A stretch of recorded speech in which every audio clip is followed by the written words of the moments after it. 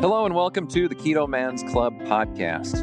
We're glad you're here, where each week we talk about men's health and lifestyle. We do so with the foundation of the ketogenic diet and lifestyle. If you don't know what keto is, stick around and you'll find out. The podcast will bring you real, honest fun. Each week we strive to uncover the tips and tricks that you can use in your everyday life to maximize your overall health. Find the clearest path to becoming the best version of yourself that you were meant to be.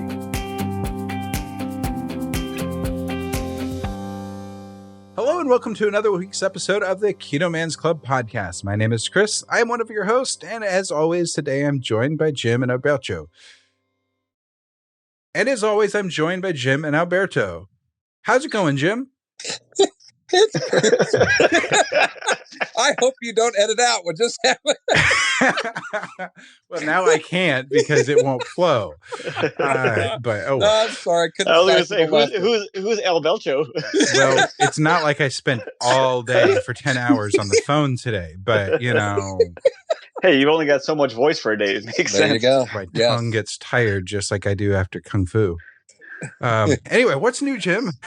Oh my gosh. Well, I'm laughing on a Wednesday night as we record this week's episode, and a smile on my face, which we'll talk a little bit more about when we get into the shout outs in a few minutes. So that's my story at the moment. Sounds good. Alberto?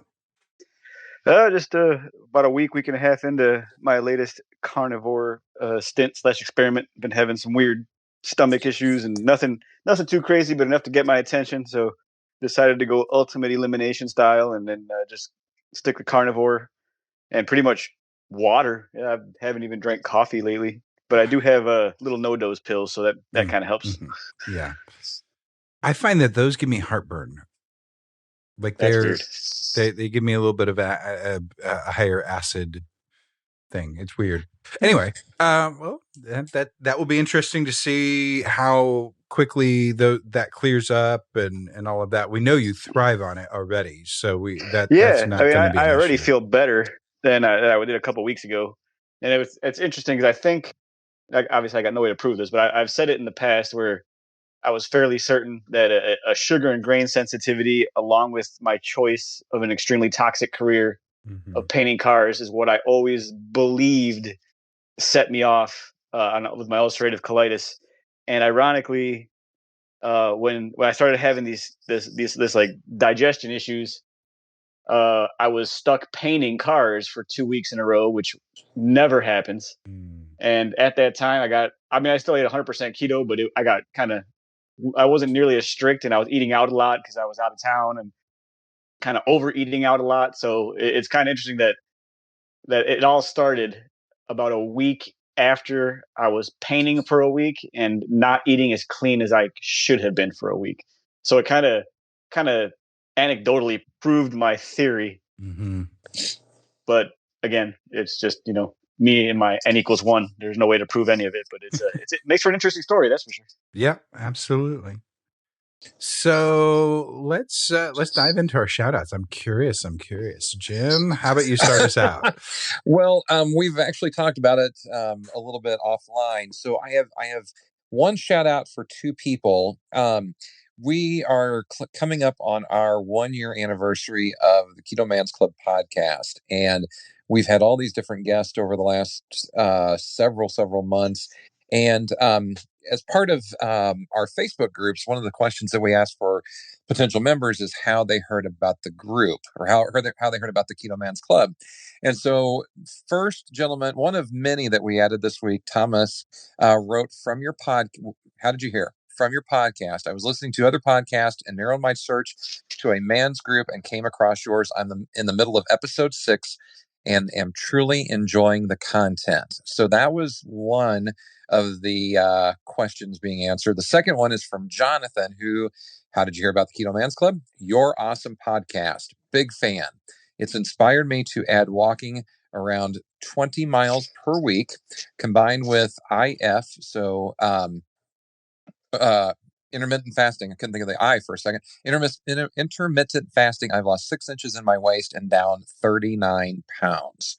So just between these two guys who have never been part of the group on Facebook and how they are listening to the stories of Greg from last week, Mark from today, who we'll introduce in a couple of minutes. We've had 30 some different guys telling all different types of stories about how keto has impacted them. And now getting this feedback tonight from two different individuals who've never met or anything like that. It just made me so proud to know the impact of this podcast. So my shout out to these two guys who have just joined the Keto Men's Club on Facebook and who are truly, they're just getting it. And that's just so awesome. And I think you guys would all agree, just the fact that, what we've been doing here for the last 40 some weeks is really paying off for a lot of people. Totally agree. You shared those with us in our messaging, but you also shared it with the group, and the response to that has been very, very positive. So that's been really cool to get to hear others chiming in. Yeah, I had this happen, or I had this, and the successes being shouted out among each other and encouraging others, and just that much louder saying, hey, you can too if you're having an issue. If you need it, you can do it. Yep. So very cool. Alberto, how about you? It's not far along. I mean, it's pretty close along the lines of what Jim was saying. I'm not going to say his name. I'm not going to say his first name. I'm not going to say his last name. I'll just read the first sentence of his post. It says, "This is a safe space, right? I hope so, because I'm about to get real and get real honest." And he took a picture of himself. Appears to be at a doctor's office. 2-month checkup, post tummy tuck, and he just kind of went on a little rant about how he's proud of himself, as he should be, and just kind of put it all out there for everyone. And the feedback has been very, very positive, and I think that's commendable. And I'm, like I said, he obviously wanted to keep it very private, so I'm not going to mention his name. But if you're in the group, you know exactly who I'm talking about. Yeah, absolutely. And he, I have no doubt in my mind, he looks like a completely different man on the outside, but he's just equally, and I say this almost every week when we talk about these shout outs and these transformations, he is that much more different on the inside too. And that's why he's going to stay this way, and that's why he's going to stay healthy and everything else. That's amazing. I am going to shout out our friend Breg Gevington, who had a Transformation Tuesday post yesterday. It just shows the sharp contrast between where he was and where he is, and just really, really cool stuff. And he posted that in the beginners group to encourage them to keep digging, was his hashtag. So if you want to look that up, it's a hashtag keep digging. But it definitely a worthwhile thought to keep digging in whenever you feel like you can't just keep going. You can. So let's go ahead and dive into this week's guest. This week we are joined by another Austinite, although we're all three remote. So it's going to it's going to be a good episode. We got the chance to meet Mark in person at our last meetup. I don't think that you made it to the one before that, Mark, right? No, I didn't. Okay. So we got to hang out with him a little bit at the most recent meetup here in Austin whenever David was in town. And it was really great to get to meet him in person and get to hear an inkling of what we hope to dive deep into tonight. Welcome to the show, Mark. Hey, thank you guys. Thank you guys for having me. And I know it's not, the guests don't get shout outs, but I'm going to piggyback on Alberto's shout out from tonight. I saw that post today, and I also thought that was pretty dang cool that he felt comfortable and shared his story with us. That's actually something from a men's perspective I've always been kind of intrigued by. So I thought it was super informational, and the comments were awesome as well. Yeah, it's been really amazing to see how beyond civil and amazing the guys on our groups can be. They really just aren't jerks. They just aren't. And that's a very nice thing. So, Mark, get us started with knowing a little bit about who you are, where you come from, kind of a little bit about your physical standing, about like, height and kind of how you've been growing up, and kind of get us started in your story.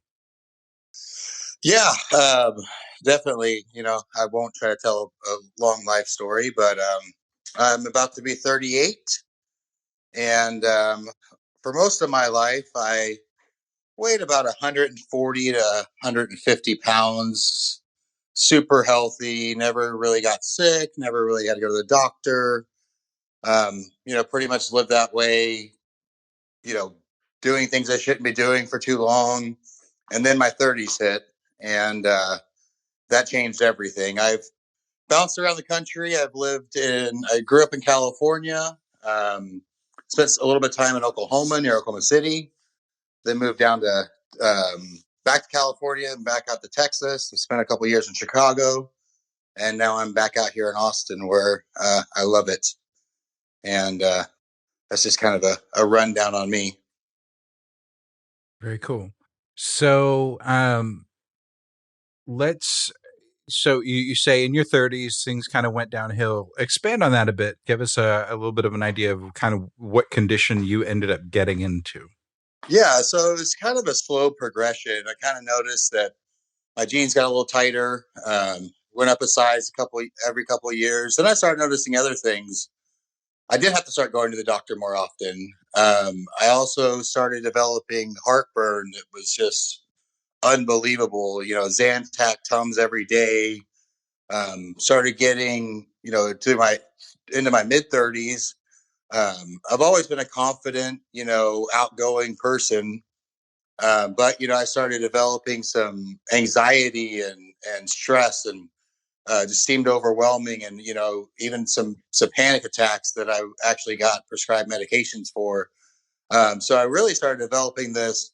Not only was I gaining pretty good amount of weight every year, but I started actually taking pills every day for medical conditions that I never thought I'd ever have to do, and started feeling you know depressed and anxious, and just kind of the mental aspect of things really started to catch up to me pretty quick. And I kind of ended up in a spot at 238 pounds, which it's 100 pounds higher than I've been most of my life. I mean, if you have pictures from when my wife and I first started dating, I looked like a whole different person, like half the person I used to be. And on top of that, kind of the medical ramifications started catching up pretty quick. And my wife's always been one that's been conscious about her weight. She's battled it as well, throughout her life. And she talked about this diet and that diet. And a few years before I started keto, I tried a paleo kind of diet, what I thought was a paleo kind of diet, and I started actually doing exercise for the first time in my life. I started running a treadmill twice a day. I spent 4 months before the vacation, and I was proud because I had lost 10 pounds. And after the vacation, didn't maintain it, and it came right back and then some. So I kind of had a weird experience with weight gain and falling into the keto lifestyle. I don't want to keep rambling, but no, you you're want to keep fine. telling my story? Yeah. So we've met people, actually some friends of ours that are pretty fit. They did keto for a little while. I remember we actually went on Lake Travis, which is a local lake here. For those of you not from the area, went boating with them, and they were doing keto and telling us about it. And they literally brought bacon as a snack, and I was literally that person that said, "There's no way that's healthy for you." Here I am, 100 pounds higher than I've ever been, at 238 pounds. And I'm telling a guy that literally has a six pack that what he's doing isn't healthy for him, and that this diet's going to kill him. And so I was literally that person going into this that we have a lot of fun with, because that's what I'd read on the internet, right? I didn't know anything different. I just seen some articles pop up here and there, and I didn't really know any difference. And fast forward a few months, I actually went to the doctor and had some blood work done, and found out that I had low testosterone. And I got on testosterone replacement therapy. And I was on that for about 3 months at the time, 3 or 4 months. I started feeling better. Mentally, I started feeling a little bit better. I started having a little bit more energy. And it was like, at this point in time, I was going into the doctor's office and receiving weekly injections. And they make you get on a scale every time and check your blood pressure, right? It was like out of nowhere, I'm standing on the scale. I'm like, how much do I weigh? And I was like, Jesus, I wasn't weighing myself at home before that. I didn't realize how big I had ballooned up to. And literally that was March of last year, beginning of March, right before South by Southwest. And my wife had tried in January to convince me to try keto because she started researching it and she started understanding it, and, sharing results with me that people had. And as literally after that doctor's appointment, I said, let's do it. Let's start tonight. Like, what do we got to do? And that's kind of how I fell into it. We literally, she said, you're the one that's weird about what you eat. I didn't think it was weird. A party pizza and tuna, peanut butter jelly sandwich for lunch and a party pizza for dinner. I didn't think that was weird. And we literally just picked out 10 things off Pinterest, went to the grocery store. We had most of the stuff we needed, and we just started doing keto from there. So many questions, so many thoughts here. So I want to hit on a couple things. I know Chris and Alberto, we're all going to kind of take turns here, but you talked about where you were a few years back kind of thing, and you had gained like this 100 pounds or so. I always like to know, were you a bigger kid growing up? Was there any weight issues or anything like that in your family at all? Were you athletic and you were burning it on the football field or the track course or whatever? I mean, tell us a little bit about the young you. So when I was really little, I actually had the nickname of Porky. I was just like a chubby little kid, not like to be teased or anything, but just my siblings giving me shit. So, I had a little bit of a belly, and then that went away, and I was pretty bony. I was actually self-conscious about how skinny I was throughout most of my life. I did skateboard a lot throughout high school, but that was really it. I was never really active. I never really paid attention to what I ate, and you know what I mean? I didn't have to. I guess I shouldn't say I wasn't active, and I was skateboarding probably 5 hours a day, 365, but I got pretty into it for a long time. But even after I had stopped, though, I stayed pretty skinny. I've just always been skinny. I mean, my 30s would be falling down. I remember wearing 28s in high school and sagging them because I thought that was cool. Yeah. I don't know how that feels, but that's a story for another day. So. and one other thing I want to ask you before we switch with Alberto and Chris here. So the low testosterone thing, we've had some guys share their story about that. So can you kind of give us an idea of where your numbers were and what the doctors were hoping you would get to? Yeah. So I'd really like to talk about the testosterone thing, actually, because I was that guy. When I hear the commercials on the radio, I thought that doesn't apply to me. I'll be frank. I mean, throughout my career, I've always been considered a natural leader. I've been very successful being promoted in leadership roles in retail and executive positions. I've never been one that you would say is shy or timid or passive or any of those. I didn't have any of those types of symptoms ever. And never sexually had any issues, in that department. That's what most people think. Like, oh, I'm not having those kind of symptoms. It's not low. But I was having the other symptoms. And my, a couple buddies of mine said, hey, I'm on testosterone replacement therapy. Have you had your testosterone checked? So it's kind of a situation like this where it's like, I had the brain fog. I was getting, larger. All the time I did spend working out before I went on vacation, I never really gained any muscle. I kind of had some of the other symptoms. I didn't feel, youthful like I was when I was only 36 years old, 37 years old. And so I went and had it tested at a local men's clinic. And I was actually at a 138. And for my age, 450 to 850 is where the range they wanted me to be. I would come to find out that 850 to 900 is where I feel good, just naturally sitting at. So if you could think about that in terms, that's a pretty substantial difference. I had the testosterone of a 85 to 90-year-old man naturally being produced. Ooh. Wow. Yeah. But if you had met me, you wouldn't have known the difference. You know what I mean? Like, it's not like there were symptoms that you could tell by my social interactions, or, you know what I mean? And sometimes you hear that, like, oh man, his testosterone's so low, he must have been like a clam or something. And I wasn't like that at all. You're the first one to say hi at a party. You know what I mean? Just, but such a big difference. I mean, like 4 to 6 weeks in, I felt so much better. And I actually think I owe me getting on keto and me getting involved in the community the way I have and everything I owe to, getting that testosterone check, because that's what really woke me up. Yeah, that's awesome. So you had mentioned that you've pretty much almost always worked out, right? No, I didn't really work out. Oh wow.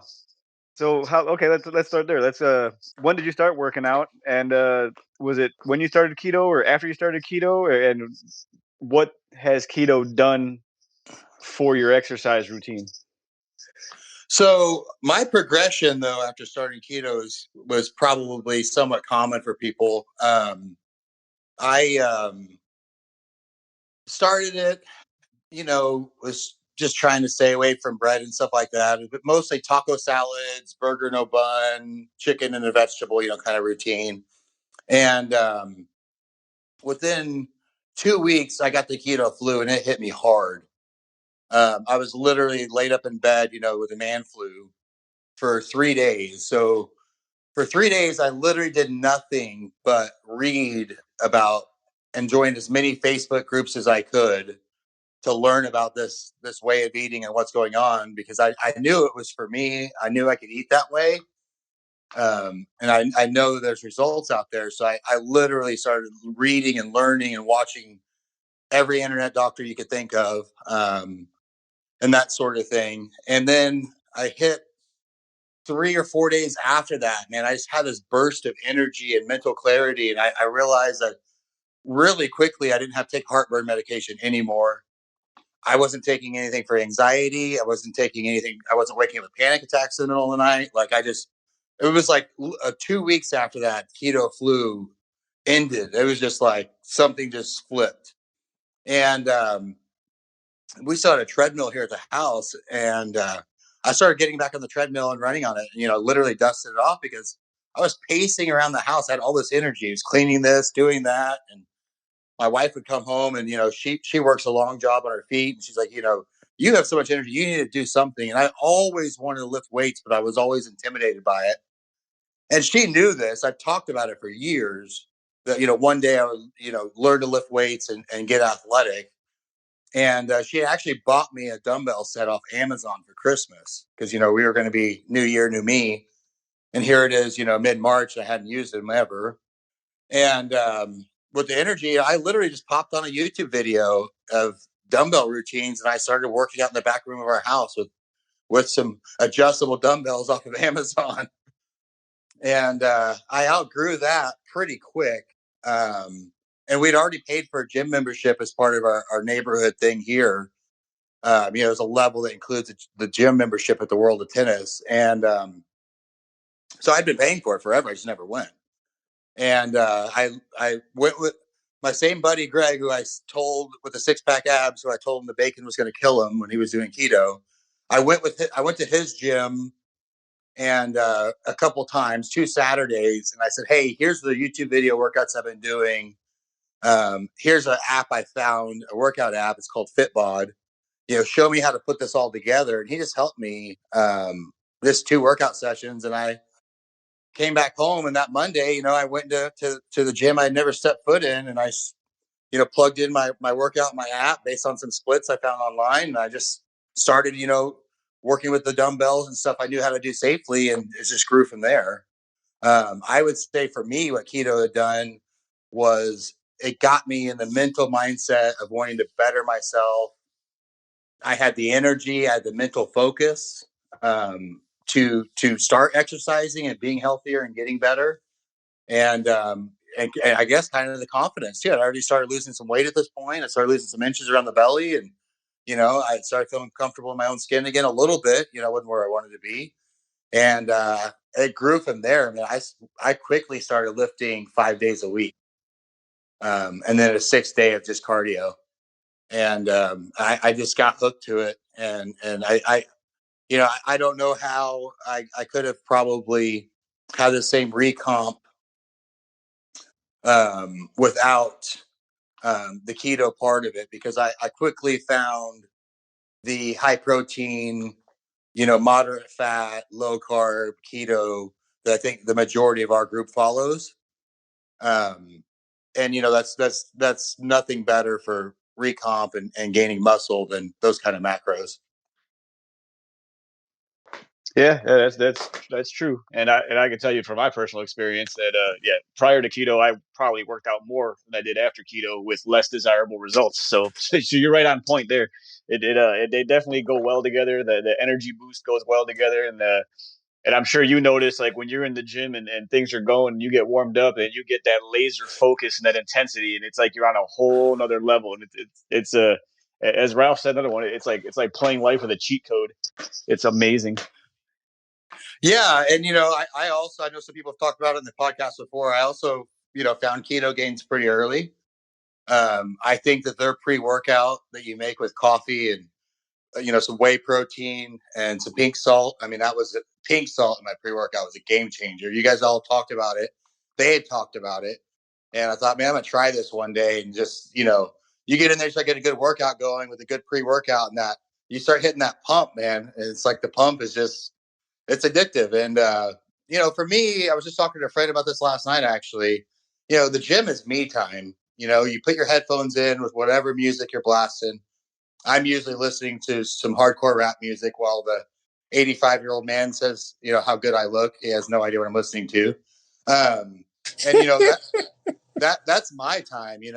I tell people that, like, I think it's important, whatever your fitness goals are, whatever your levels, I don't care if it's walking around the block for 30 minutes, put some headphones in, listen to your favorite music and just focus on you for 30 minutes or an hour, or however long you have that fits in your schedule, however many days a week that works for you. And just, have that time for yourself. And not only will you like the way you look, but more importantly, I think you like the way you feel. And I think I speak for all of us that work out. I start looking forward to it. That's my de-stress. That's my work. Work isn't around. My wife's not around. Like that's just me time. And I think it's just as important for our mental benefits as it is for the physical. Yeah, absolutely, and that's largely what it's been for me. I'm more like you. I've come to working out after finding keto at roughly 35, and like, I never thought of myself as an athlete on any level, and now I'm seeing myself as a guy who can get in the gym, lift weights with people who seriously lift weights, and while I'm not lifting the amount of weight that they are, I can hang with them and keep going. I can do Krav Maga. I could do Kung Fu. I can do boot camp style workouts, which I never, ever imagined in my life I would ever enjoy, but I did. Yeah. All of these things that I got into just because I couldn't not. I had to be active. I had to be doing something. Heck, last night I was, practicing some of my Kung Fu stuff because I know that I'm going to be tested for my next belt soon at like 1:00 in the morning because I had so much energy and I couldn't sleep. It's just like crazy. Yeah. And so the, and the mental aspects of that, I wanted to call out the taking time for yourself. When I was doing the early morning thing at the gym, that was what that was for me. Now, sometimes, yes, I was there with Alberto, but we both, most of the time when we got into our rhythm, we both kind of just zoned out and we did our thing. And there's a lot of value to that. And it's, for those who find that they enjoy it, that can be their fun thing. And we need a little fun in our days. I've been dealing with a lot more stress lately than normal. And I'm realizing the importance of taking 20 or 30 minutes a day to have fun and to relax and actually zone out. And I think that's what you have done in the gym as well. Talk to us more about those exploits, if you would. Well, and one last thing on that, before I was doing keto, it was my me time was an hour and a half at night playing PlayStation with my friends, right? Playing Call of Duty with a glass of whiskey. And that didn't help anything, obviously. And, now I get messages all the time, like, are you ever getting back on your PlayStation? It just sits there collecting dust because I've replaced that, you know what I mean? That's just a little, habit. So if you're that guy out there that's, kind of living that life of like that, man, it can change. It can change. You change your diet, man. Everything else changes around you. No, you're dead right. And honestly, part of my fun has actually been returning to some of those video games. I still play sometimes. Yeah. Yeah. It's a little Fortnite. I actually was helping build a map with a friend in Halo just before recording the podcast this afternoon after I got off work. And so, there is benefit to that, but it's not, if that's your only thing that you have going on, then you probably need to diversify that activity. Yeah, that was more my hobby than anything. And now, I'll play some Apex, about 2 hours a week, usually on Sunday, which is the dreaded rest day. Yeah. And, I'll get on there with my buddies, a real life friend of mine. We'll play for a couple hours and just, shoot the shit and have a good time. And not nearly as good as I used to be now, but I don't think there's anything wrong with zoning out and, keeping some of your hobbies. Yeah, exactly. So your physical exploits that you have reached at this point, because you kind of buff, just gonna put it out there. He's a stud. It's just so weird though, man, when people say that. We were just at a barbecue and we all got in the hot tub. As my friend's house is a whole other story, but we all got in the hot tub and a big group of friends, and now let's keep this professional here, Mark. We don't things here, We're not going keto after dark on us all of a sudden. All right, I'll keep that part of it out. But it was just interesting because a lot of the guy friends who aren't like some of my really close guy friends obviously have seen me more recently. I have my shirt on, but because we have a pool in the yard here, but still it was like some friends I hadn't seen in a while.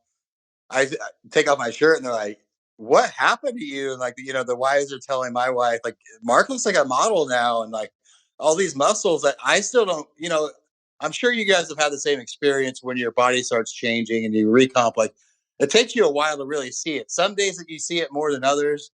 Some days I still see the belly sticking out. You know what I mean? It's just, I'm still going through that. I know people think that body dysmorphia is more of a girl thing, but I'm telling you, I think it applies to anyone. So I don't really see that all the time, but yeah, I get more and more compliments and I'm getting more used to it.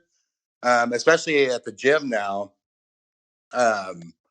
So yeah, I mean, I've increased my bench press from when I started out by over 100 pounds. I've can squat over my body weight, just things that I never thought I'd be able to do physically. Have all changed. And, my medium shirts I was wearing in July, even though I weigh the same, I can't wear them anymore because they're too tight in the back or my arms can't go in them and then I struggle to take them back off. Yeah, I was going to say, trying to take them back off. I know that struggle a little too well. And it's just weird to me, man. This has all happened in the last like 3 to 4 months where like I couldn't get the shirt back off. And it's like, what the heck? And, you're losing weight slowly. I mean, well, to me, it's slowly. And so like I'm buying, this shirt and then this shirt and this shirt. And it's like, man, I was just wearing that shirt when we were out to dinner 3 months ago, and now I can't even squeeze into it. So it's a little bizarre, but in the best kind of ways. Absolutely. So you you've been doing this now. How's your family reacted to this? Both those in your immediate family and then those that are more distant. Are they? You said your wife kind of encouraged you to get into it originally. Did she have any idea what type of a monster she was making? No, she didn't, but she knows how I cling to things. And when something starts working for me and I like it, I take it to the extreme. Um, and so, next thing you know, I'm in all these keto groups and I'm an admin in some of them with 27,000 people. I'm coaching people and people are PMing me all the time, just out of, public groups. I'm sure you guys did the same thing in the Keto Men's Club. And so my family's extended and here, I get more messages now than I would have ever imagined for tips and advice from people I would have never imagined getting it from. I could tell you a lot of my parents, siblings, aunts have all lost 10 to 30 pounds with keto, off and on, because of what they've seen me do. My wife has lost 54 pounds herself, but she deserves all the credit for that, for pushing me into it. But so outside of our circle, we have friends and family members. I literally was just messaging with a family member tonight about macros. So she got her tracker set up and she wants to get ready for summer. So, it's been kind of wild that, people kind of tease you before about being a little chubby. And then now all of a sudden they're all asking you for advice, especially my siblings. So I want to dive into the different group kind of thing, and I mean it's our opportunity to brag a little bit about the Keto Man's Club. How do you recall how you found it? And tell us, a couple of things that you like about being in our group. So I think I found you guys when I was on my Keto Flu Great Search for Answers, and so I literally joined, I'm sure this happens to a lot of people, like 16 keto groups, right? Right. And this one appealed to me because it was a men's club. And that's kind of how I found it. But, I kind of joined a bunch of them at once. I left, I've left more keto groups than I'm in. I'm currently in 3. No, 4 now. And I'm in Zach's also. So there's 4. But, I like our group. In our group, I don't give as much coaching and advice because it's not as many people as in some of the other groups that are asking, very basic questions over and over and over. Ours, if there's a basic question asked, there's a quick, solidly good answer given. And so I can just like that or say exactly or whatever, funny meme or whatever I want to do. But so, what I like about our group specifically, though, is it's a spot. I've invited several members there join because I recommend it to men in all my other groups. Because I think there's something to be said for a place where men can be vulnerable. There's a lot of things that have been posted that you wouldn't expect us men to be talking about. I think it's just a spot where we can feel like, we can be ourselves in the best ways as far as being sensitive or vulnerable or sharing these pictures. And, those kinds of things have to lower the facade. I like that there's not a lot of information in our group. I think we all stay pretty factual based. You guys do a good job too of keeping down the clatter. Look at this magic pill. I lost, 13 pounds in 3 days. Those people get called out pretty quick. Yeah, that self-moderates itself. Even when I made that joke about that supplement company, and it was funny because I made that joke about that supplement company that had reached out to me that did absolutely no research on me. It was a shot in the dark, so don't think I'm trying to brag about that. It was a shot in the dark on their part. And so I actually go on their website and I was like, oh wow, these are they were crazy expensive, but they were actually, 1 gram of sugar and it was sucralose in almost all their products. I'm like, well, that's what I get for talking trash. It's actually pretty decent stuff. Still not going to do it. I was like, but yeah, but I was like, I'll just take it as a little backsided, unresearched compliment when they're like, hey, you're killing it. I'm like, you don't even know me. Yeah. I think that, in our group, it's pretty it's pretty simple stuff. And, we just share our lives and the progress that we're making or asking questions. And, there's none of that noise like that. And it's nice to be able to, see what other men are doing. We have specific needs that are different and, different goals that we have. So, I find it motivating whenever I see pictures in there. There's so many incredible guys that maybe still have a long ways to go in their journey, but they started off like so much, further away than I did. And they're still pushing. That motivates me so much. There's a guy that comes in and out of our group. He's been, off and on lately, but he goes to the gym and does the row machine and works his ass off and tries really hard. I'm not going to use his name, but, and that stuff motivates me. That stuff motivates me to keep going. And, you don't really get that in all the groups that you're in. That's why I've left a lot of them. And, it's kind of a motivation factor of, I feel inspired by these people that are working, hard to get their goals. I can work hard to get mine too, and I just think it's pretty unique. I think it's pretty cool. Glad to hear it. Very glad to hear it. So you're pretty close to your goal here. You've made quite the body composition transformation. We've talked briefly about what's been working for you, but let's go a little bit farther into that. Like, what macros are you at right now? How did you arrive to them? Where did you start? And then where, like, specifically along your path towards your first goal are you? Well, so macros is a big debate in our group, and no, it's not. Some of us live in poverty. Some of us live in royalty. You guys have no idea. Every time I smile, every time I see a post from David, right? All right. So I've been tracking pretty hard lately, and every time I do, I snicker because of David's comments about my poverty macros. So I started off, not tracking, just getting good results from doing whatever I wanted, and that kind of slowed down. And I started scouring the pages for my answer, and I really started dialing into the Keto Gains macros. I like them. I don't think that I could say they're better than anyone else's, whether you use Keto Savage or Keto Gains or whoever's. I don't think they're better per se. I just consistently, kind of try to follow a lot of their protocol, their advice. I do eat more protein than my macros give me from them. But, right now I'm 65 to 75 grams of fat a day, 175 to 200 grams of protein. And my only carbs really about 2 or 3 times a week. I maybe have some green beans or spinach, but my only carbs come from the dextrose, my pre-workout.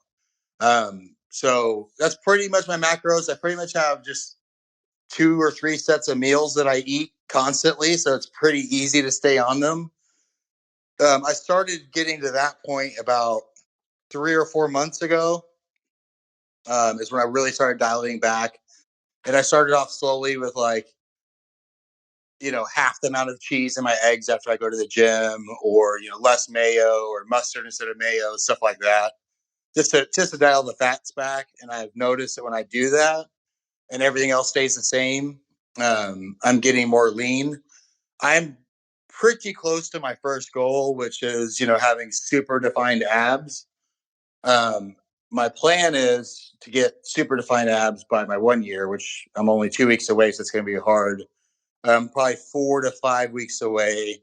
And then I'm going to up my protein by 100 grams and my fat by probably 25 to 50 and see where I go from there. Because I do think that while I am still gaining strength and workouts every week at the gym, I do know I'm sacrificing some of that because of my low intake.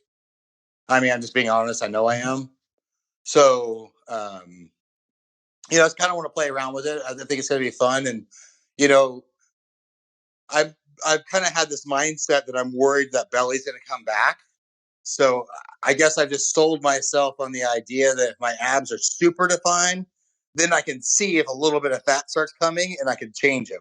So that's kind of where I'm at with figuring that out and seeing where I need to go. But I'm pretty excited, man. I can't wait to get on the growth macros. Yeah, that sounds like a lot of fun. And so,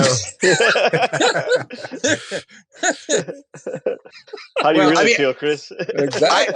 I eat a lot of food. I'm telling you, it's a lot of food. It's just, 200 grams of protein for the average person is a lot of food. It's a lot of food. I just don't have a lot of the fun stuff with it. I don't get a lot of cheese and stuff. Yeah. Well, and I'm not stingy, but and I'm blessed enough that I'm not quite in the poverty keto diet, but not far off, that type of thing.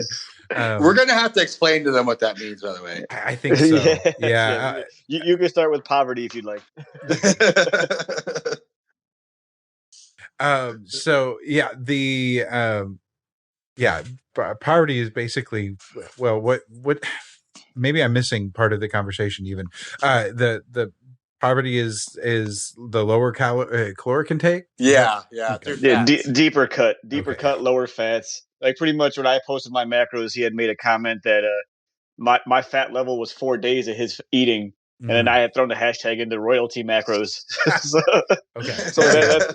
that's kind of where that came from. Yeah. Okay. Yeah. So I'm probably, anyway, I eat plenty, but then other days I don't have, I'm just not that hungry. And so, I just don't eat as much, but I need to be more consistent because that will help me probably reach my goals. And I just have to actually track again. I haven't.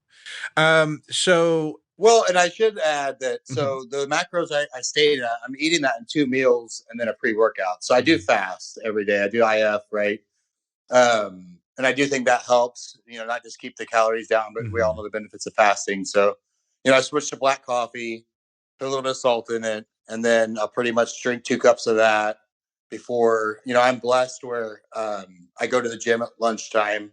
So I break my fasting with my pre-workout. Then I come home, make lunch, and then 3 to 4 hours later, I make dinner.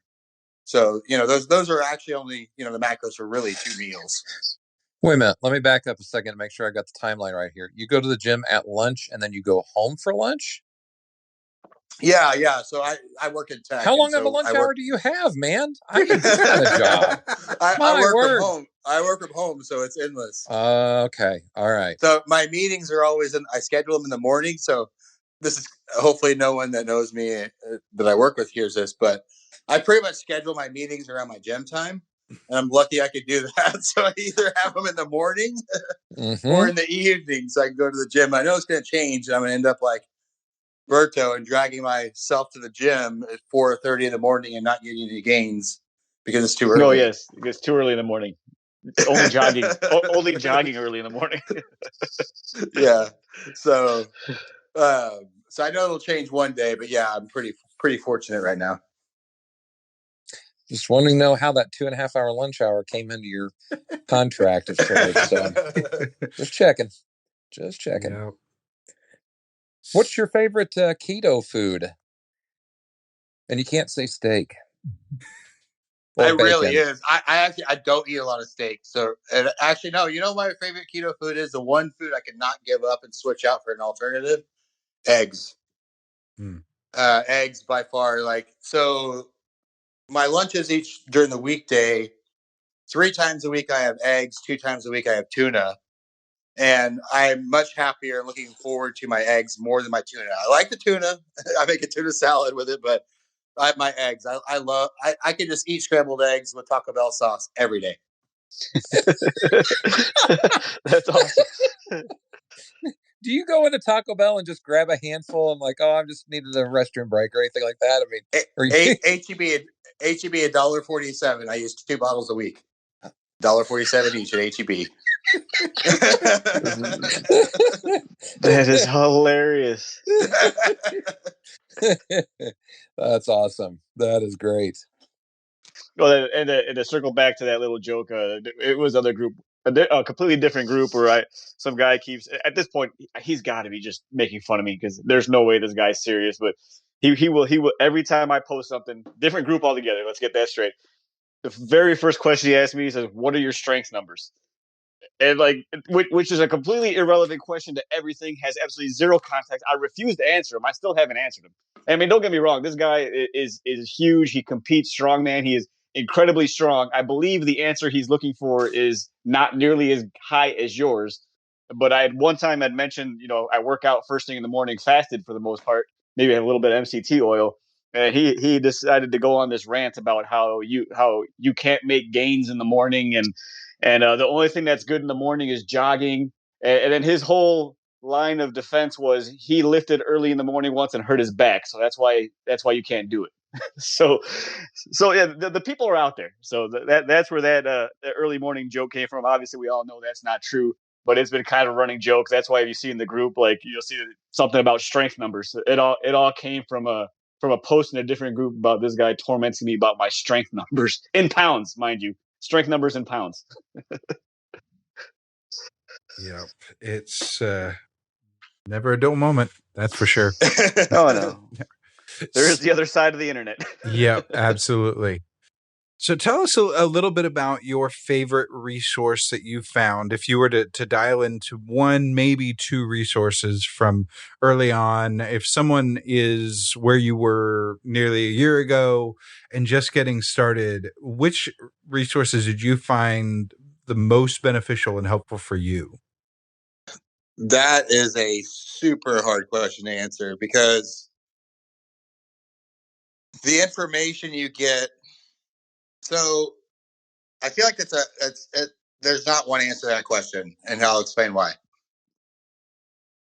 So I feel like when you're a large person going into this and you're just starting out keto, I do think some of the beginning information you get from the YouTube doctors or whoever is good information. I just think that you hit a point pretty quickly where you outgrow it. And what I mean by that is like when you're first changing the lifestyle, it can be pretty abrupt. So someone telling you it's okay to have these things and those things that you wouldn't have when you're really trying to lean out or you're really getting closer to your goals that would stall you becomes harder. So, I mean, my normal answer for someone would be Keto Savage, Keto Gains, get your macros, get a good calculator, start tracking what you eat before you put it in, take some good supplements, electrolytes, good 1-a-day vitamins, some fish oil, and go to town.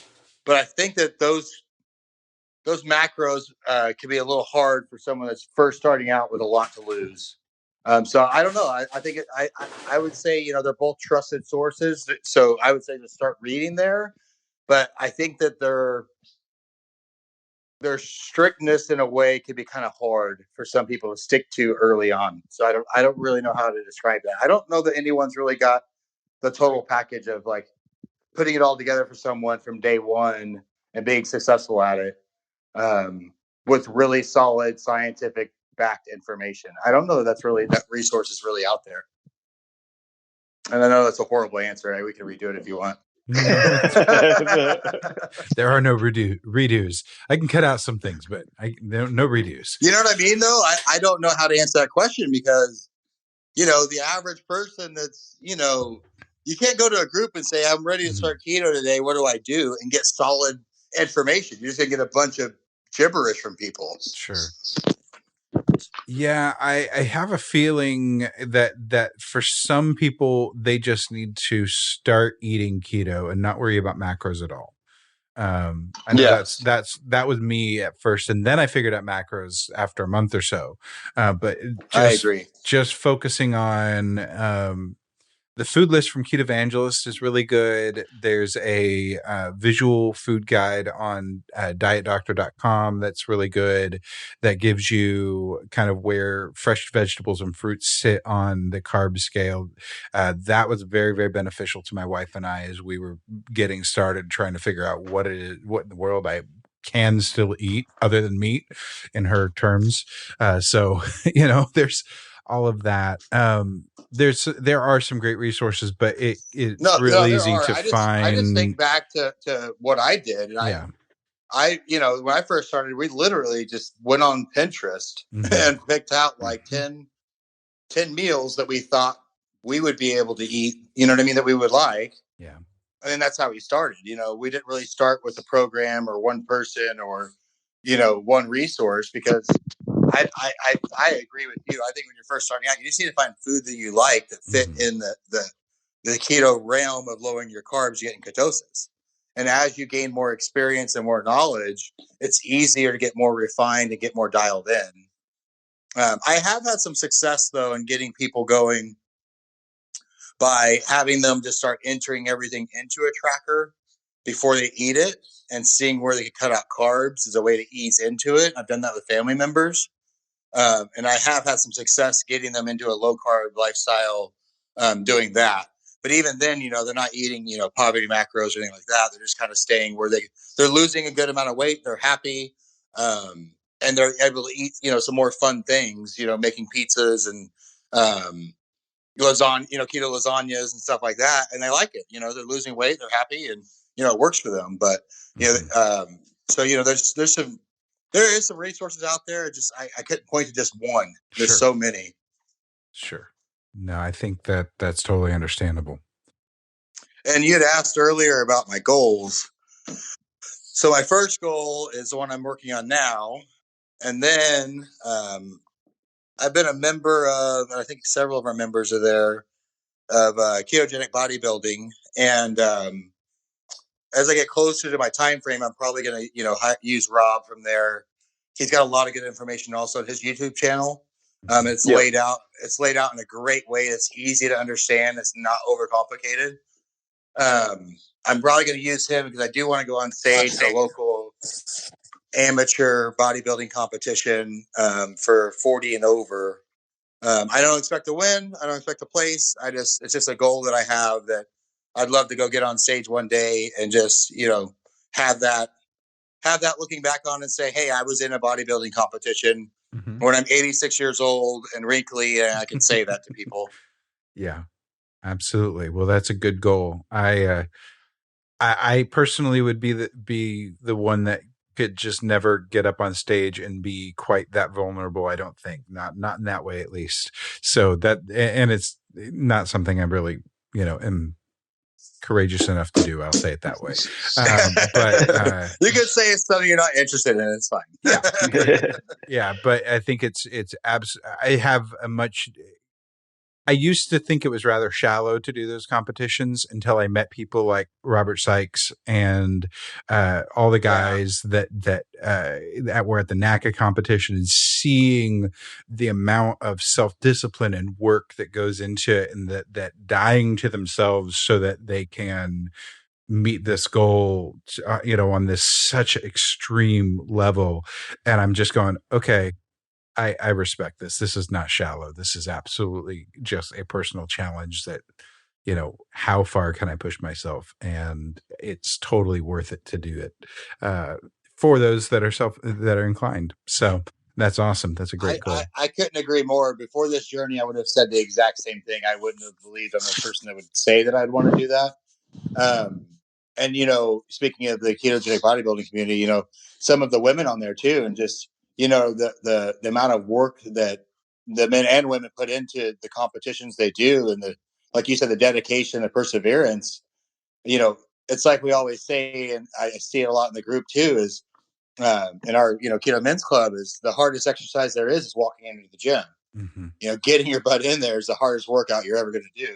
It's just, doing that so consistently over the amount of time it takes to go on stage and be vulnerable. And it's just, it's inspiring. I think it's super cool. Yeah, absolutely. Well, thank you for sharing your story with us. We're needing to start to wrap up things. We want to respect your time and make sure that we don't keep it quite all night. I'm sure Jim has an early morning, just like, all of us do. So I am good, man. Yeah. I am. I will.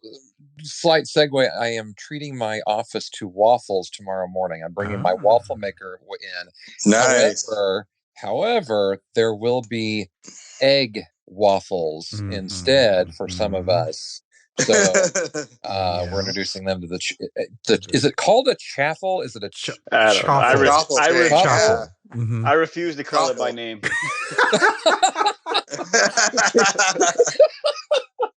I will say, man, I laughed at it. I finally got on the train as it faded, but We made some before, man. They're actually pretty dang good.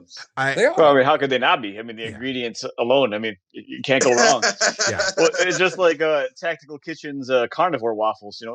Breakfast sausage and eggs. Like, they're like? What does that taste like? I'm like, it's made out of breakfast sausage and eggs. Like, what? I don't know how What else do you think else it to will? describe it. I don't know how else to describe it to you. What Tastes else like could it taste like? Tastes like chicken. Yeah. Well, very good. Very good. Really, really great conversation. I hope that a lot of guys and anyone else listening is able to get some inspiration. How can people connect with you other than the group? We know that you're in the group. So how can people connect with you? So, I mean, people can always connect with me on Facebook, Mark Lesney. Instagram, same thing, is at Mark Lesney. That's how you can find me. Anyone that ever has anything I could ever help them with, feel free to always send me a message. I help people out all the time. I love to do it. It's a personal thing that I just find enjoyable. So anyone that ever wants to connect with me, feel free to. And we're all in this journey together. And so anything I can do to ever help or share, what I've learned or gone through, I would be more than happy to do that for anyone. Very cool. Now, you could also say that you are Yin Cell, because all of these photos that we have of you with no shirt on are in the mirror. So you got to read it backwards. That's funny. That's funny. Actually, it's that is Star Yin Cell. Sorry, Mark, got to do it. I never have to worry about anyone stealing my pictures, though. I have a permanent watermark. Yes, you do. Yes, you do. Fair point. Yeah, absolutely. Well, let's go ahead. Let's go around the horn for everybody else. Alberto, how about you? The group, as per usual, and on Instagram is l.ketocholo and _painter.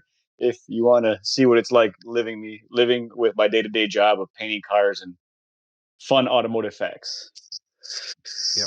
And Miami Blue Porsches. Miami Blue Porsches. Don't get me started. and airbag benches also on his. Okay, we gotta admit that airbag bench was pretty freaking cool. Yes, it was. Yes, yeah, it was. Obviously, I remembered that you shared it. So yes. Yep. Jim, how about you? Find me in the group or on Instagram, Jim Inman JR. Very cool. I am at Duckman1221 or at Duckman Keto on Instagram, in the group as well. Of course, just tag any of us and we'll be happy to reach out. You can reach the podcast on Instagram and follow and get notifications when things come out, and t-shirts come available, which we're going to have a new t-shirt design probably around the time that by the time the pre-sales will be going by now, probably. Yes, we got our man Anthony working on it. He's it's going to be a 2-color t-shirt. I don't think there's a way around it. Yeah. But now he's thinking if we make the color of the t-shirt one of the main colors, it'll cut down on some of it. Well, it'll cut down on some of his work. And I've pretty much told him, hey, man, you want information on painting cars, come ask me. If I want information on making a shirt, that's your area of expertise, brother. Do your thing. Yep, absolutely. We in Ant we trust. That's right. So hopefully we'll have the new t-shirt design out there. If you got one of our first limited edition t-shirts, post something, tag us on Instagram, and you can do that at Keto Man's Club Podcast. And you can also email us or call us. Email us at ketomansclubpodcast@gmail.com. Any questions, comments, anything like that, or leave us a voicemail at 512-518-6161. So plenty of ways to reach out. You can get all of our social links, the links to all of our Facebook groups, the Facebook page, everything, by going to theketomansclub.com. So that's how you can easily find links to everything. And make sure that you subscribe if you found this conversation helpful or encouraging. Share it with a friend or family member that might also find that it's encouraging, and all of that. And lastly, but very much not least, leave a comment, a rating. It would help the algorithm a lot to get those comments in, and they build our souls up quite a lot to be able to hear the response that people are getting and giving for the podcast and what we're trying to put out into the world for all of that. Well, that's it for this week. For me and Jim, Alberto, and Mark, good night. And until next week, make sure to eat meat, lift heavy, sleep, and repeat. Thank you for joining us for the Keto Man's Club podcast. Your support means the world to us. Don't forget to subscribe so you don't miss an episode. Would you help us spread the word about the Keto Man's Club by sharing with your friends and family? We're available on all podcast platforms, so just search for Keto Man's Club and you'll find us. If you would like to connect with us, you can do so a number of ways. Our web address leads to our Facebook group, theketomansclub.com. That's TheKetoMansClub.com. You can also follow us on Instagram at Keto Man's Club Podcast. Lastly, if you have any comments or questions, feel free to reach out via email to KetoMansClubPodcast@gmail.com. Thank you again for joining us today, and we look forward to hanging out with you again next week.